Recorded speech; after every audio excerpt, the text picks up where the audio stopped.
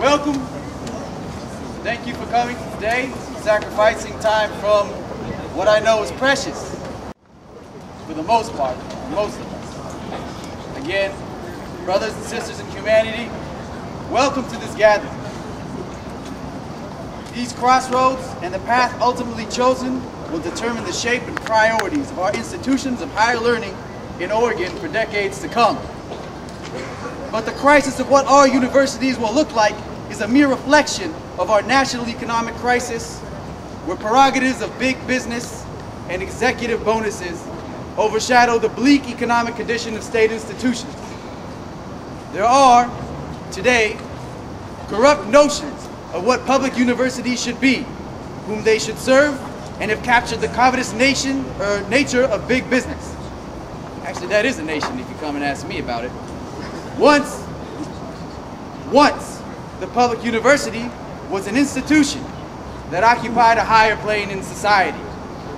It was a place that welcomed returning GIs from World War II. Portland State itself was created to serve these veterans.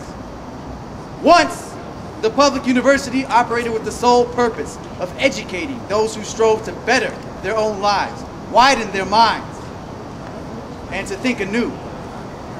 Once, the public university operated within the ever-changing world, but beyond the ill intentions of a moneyed elite. The existing structure of our university as we know it is being challenged in ways we students find unacceptable. And as I would like to believe, and I do believe, that we are intelligent, thinking individuals, we raise questions. The administration has their way. This university will no longer belong to the taxpayers nor the students. There is no indication of the absolute and total effects upon students after restructuring based off of the administration's white paper proposal. But is it hard? Is it hard to imagine the limitations of shared governance between the administration and the student body? I would say no.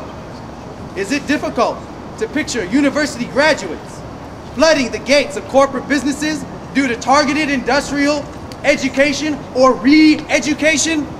I would say no. Or is it far-fetched to imagine professors ceding their long-cherished right to craft their curriculum and handing it over to a corporate boardroom? I would say most definitely not. There are some of you who may be unfamiliar with what has been happening, and please allow me to elaborate. There are positions of power in the university offices that would restructure Portland State and eventually all other state universities after public corporation. In light of continued budget shortfalls and a state budget system that often leaves the funding of state universities as a source of annual crisis, this proposal could sound appealing. And at first glance, who wouldn't consider a future where issues of funding that we know all too well were a thing of the past? If we look closer when we look in our own backyard, not too far, we see the wreckage of this proposal. In 1995, OHSU, that place up on the hill, OHSU underwent public corporate restructure and became a public corporation. The students, employees, and community were promised similar improvements to the ones we are given today should such a proposal pass for us. And they said better days lay ahead for OHSU. They said that there was no need to worry. They said that the school would reach firmer economic footing. And they were wrong.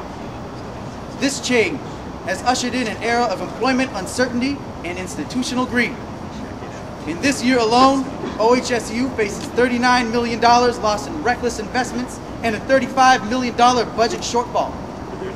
Over 500 jobs have been slashed, and basic employee benefits have been heavily reduced. Tuition has jumped by 20%. 20%! And OHU is now the most expensive public medical school in our country. Our country. No, it's and the powers that be have the same ill intentions for Portland State University and public universities statewide, and if I may dare say so, nationwide as well. And so in a time of economic uncertainty, our so-called educational leaders and their friends in big business have found their opportunity to corrupt the mission and integrity of state education, of our education. No. Instead of correcting the budgetary rules for public monies, they are willing to auction off various schools within the universities to private interests under the guise of betterment for all. and those smaller departments of academia that are not seen as profitable would be axed. Right. In other words, diverse interests of our ever-growing student population will no longer factor into the academic equation. For there will be no concern about academia. The equations of profit will be all that matters.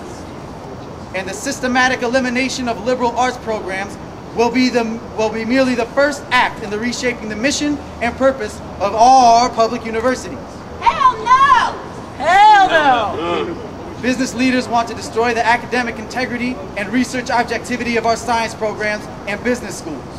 Under the guise of philanthropy, corporate projects will be the priority, not the freedom of educational inquiry.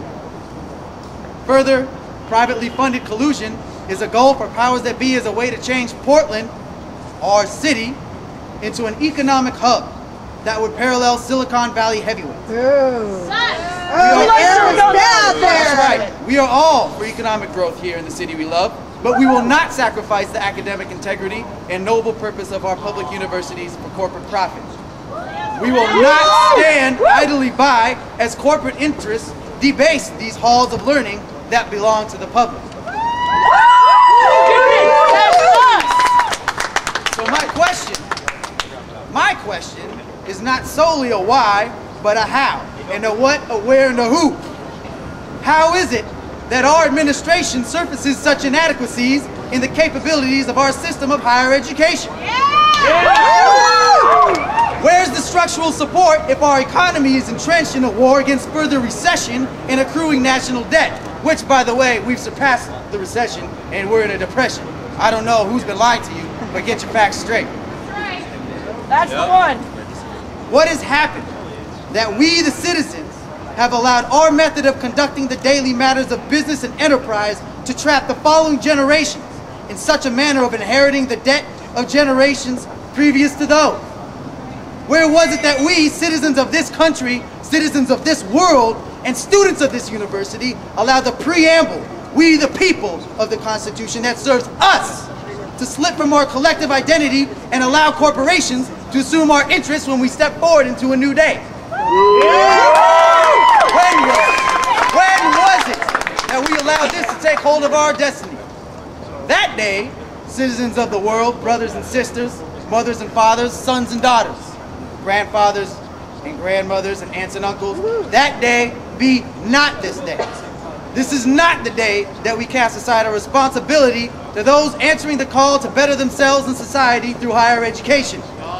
This is not the day where we sit on the dock of the bay, where Otis Redding so amazingly predicted a location of meditation and repose after we confront the elements that so endanger our future and our next generation's future. This day is not the day where we sit in complacency and allow corporate steamrollers and their minions to flatten our rich heritage and entwine history into an unidentifiable page in the book of times past. Nay, this day is to celebrate the coming together of difference. This day is the day to acknowledge the necessity of improving our country, but by first improving the location where we challenge and enrich our knowledge of the subjects we strive to master, yet always will grapple with. This time, this now, this hour, and this minute is the instance where we, those present and not present with us in spirit, see that there is no progress without sacrifice and that there is much sacrifice to be made. This is the day where we students assume the rampart of tomorrow, when we say that enough is enough, that our will is our destiny, and that the time of action is now. That students nationwide assume our historical positions as revolutionaries and halt this trend of commoditization of all items, physical, intellectual, and spiritual. We will not occur, not at our vigil. Thank you for your time.